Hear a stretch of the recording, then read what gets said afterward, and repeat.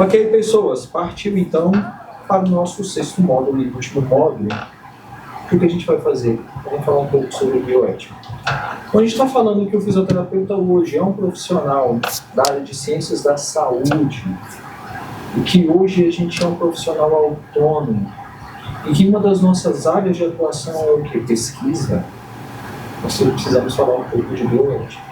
E quando eu falo de pesquisa, eu falo também de estudos clínicos. Eu posso realizar dentro do meu consultório, dentro das clínicas. E a gente precisa entender um pouco do que é bioética para a gente ter um cuidado com a vida na fisioterapia, como fisioterapeuta, como profissionais da área. Então, a bioética ela fala do cuidado com a vida. Então, a gente precisa entender que a origem da bioética ela é uma origem em termo em que tem como objetivo trazer para você conceitos de proteger e valorizar a vida, ok? Então, a bioética nada mais é do que explorar a importância de ter um pensamento ético na realização da minha prática profissional, ok? Então, a bioética é um guia fundamental para você, futuro fisioterapeuta, em todas as suas decisões. Você precisa ter isso embasado, tem que ter isso em mente para conseguir seguir como um bom profissional, ser reconhecido como tal e cada vez mais se inserir no mercado de trabalho e conseguir o seu espaço, ok? Então, vamos lá, gente. O que é bioética? É um reflexo, então, sobre o que é usado como tecnologia na intervenção de um paciente. É o saber biomédico e tecnológico, vamos colocar assim, do que você está fazendo e aplicando. E a bioética, ela busca orientar a prática profissional sua para garantir a proteção da vida humana. E essa proteção é uma proteção que responsável na aplicação desses recursos tecnológicos e do saber em ciências da saúde para a aplicação desses recursos. Então é um campo que a gente pode encarar como interdisciplinar, que ele adapta a diferentes objetivos de estudos, métodos e finalidades para nortear a prática profissional. Então, a bioética, ela é isso daí, ok?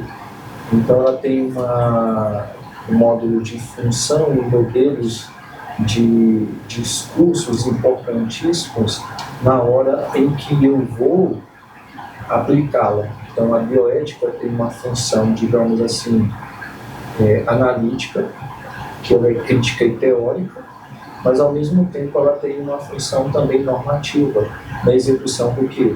Da prática profissional.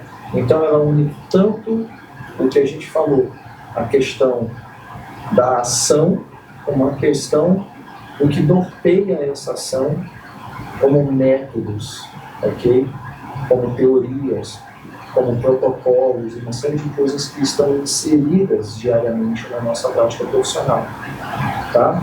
Existem 4 modelos que estão inseridos dentro da estrutura da bioética. Um é uma estrutura que doutrina.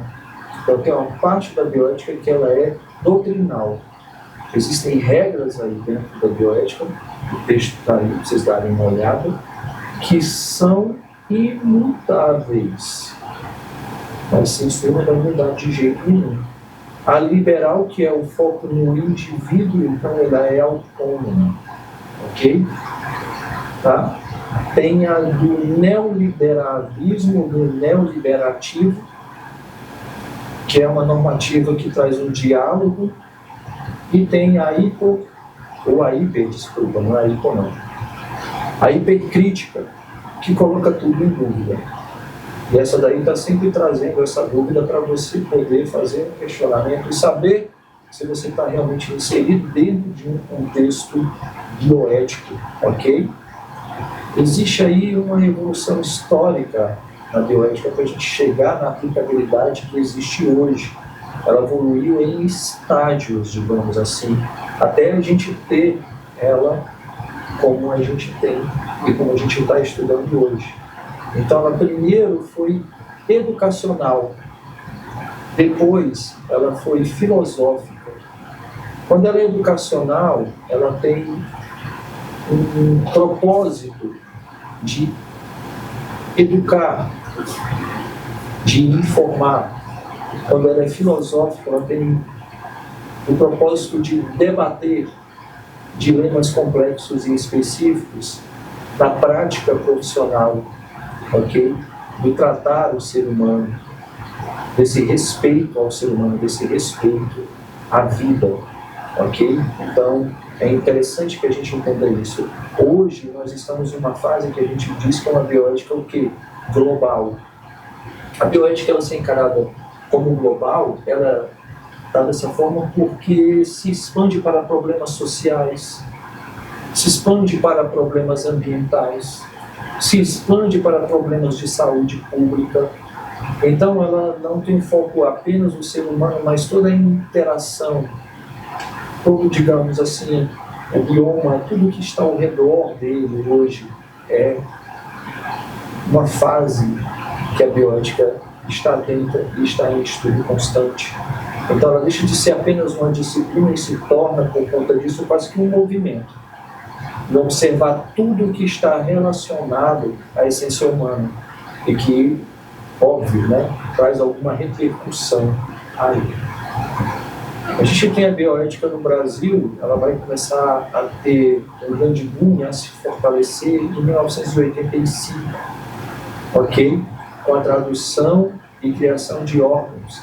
Essas traduções, elas vinham de outros países, de outros estados que tinham uma evolução tecnológica grande, começaram a fazer uma série de pesquisas com seres humanos, e a partir dessas traduções do que vinha de fora, e a criação de órgãos específicos no Brasil, isso acontece em 1985, ela começa a se fortalecer. O mais importante que a gente tem é a criação da Sociedade Brasileira de Bioética, ok? O Conselho Nacional de Saúde. É uma resolução do Conselho Nacional, que é a resolução 196, que regulamenta, por exemplo, as pesquisas em seres humanos. O Conselho de Bioética, ele tem essa capacidade de observar e normatizar como são as ações na hora de realizar pesquisa em seres humanos, tá? E aí a ética se torna a parte central de uma pesquisa para que a saúde pública no país consiga desenvolver ciência. Ok, pessoas?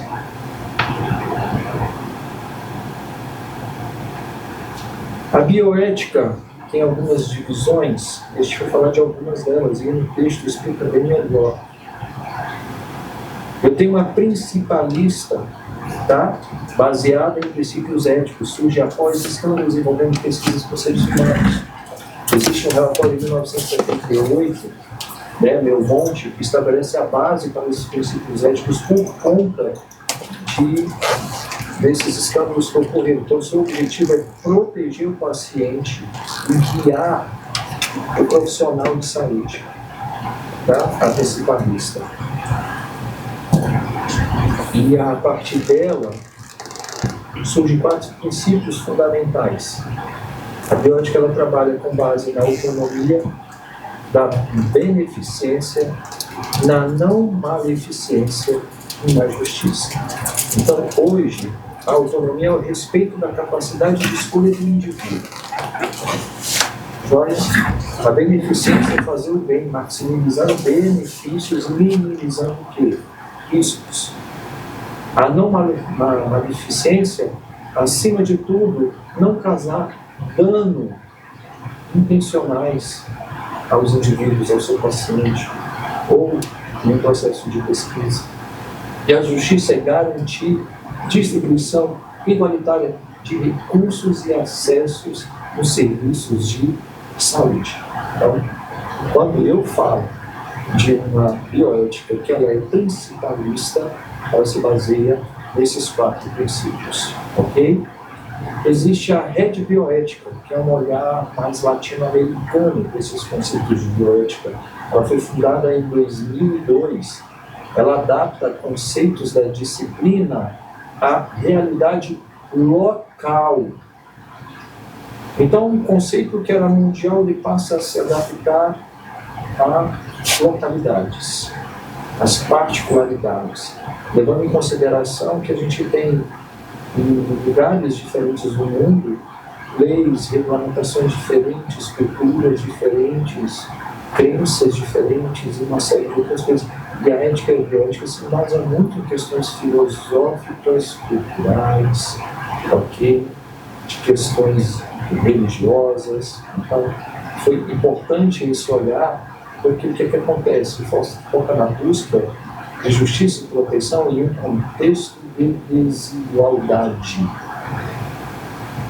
Num contexto de desigualdade. Promove, então, uma abordagem interdisciplinar e um diálogo de muito mais contextualidade com todas as diferenças que existem. Ok? Então, isso é muito importante. Se você quer realizar pesquisa na área de fisioterapia, no campo da fisioterapia, existe a ética na pesquisa em fisioterapia, que precisa ser observada e que precisa ser respeitada. Então, pesquisas em seres humanos devem ser éticas e relevantes para a comunidade. Eles não podem ser para o seu bel prazer, apenas para a sua curiosidade. Ela precisa trazer o quê? Um benefício relevante para a comunidade, para a sociedade. Ela tem que trazer respostas. Ela tem que ter uma justificativa em cima de um objetivo bem consolidado para que você possa fazer. Então, todo estudo precisa ser aprovado por um comitê de ética e pesquisa. Tá? Existem leis, regulamentos, criação, e existe uma série de regulamentações e pareceres que desencadeiam uma série de protocolos de como você vai apresentar uma pesquisa e como ela deve ser vista e analisada pelo Conselho de Ética. Tá? Existe uma coisa que é chamada de termo de consentimento livre e esclarecimento, que garante a autonomia do participante, informando sobre os riscos e os benefícios. E toda vez que você vai fazer uma pesquisa, aqueles que vão participar precisam estar de acordo, precisam ler, concordar e depois assinar esse termo. Tá bom?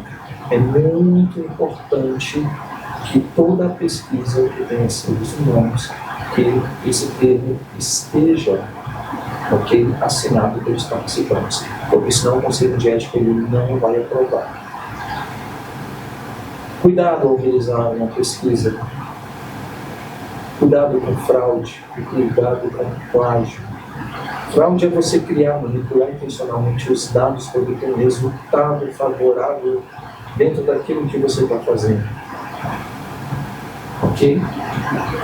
Nós tivemos isso acontecendo na época da pandemia. O estudo francês foi totalmente manipulado. E por conta disso, uma medicação foi colocada como uma medicação que poderia trazer benefícios. Na verdade, ela não fazia. E por conta disso, muita gente pode ter ido a óbito. Ok? Depois foi reconhecido essa fraude, essa pesquisa, a manipulação desses dados.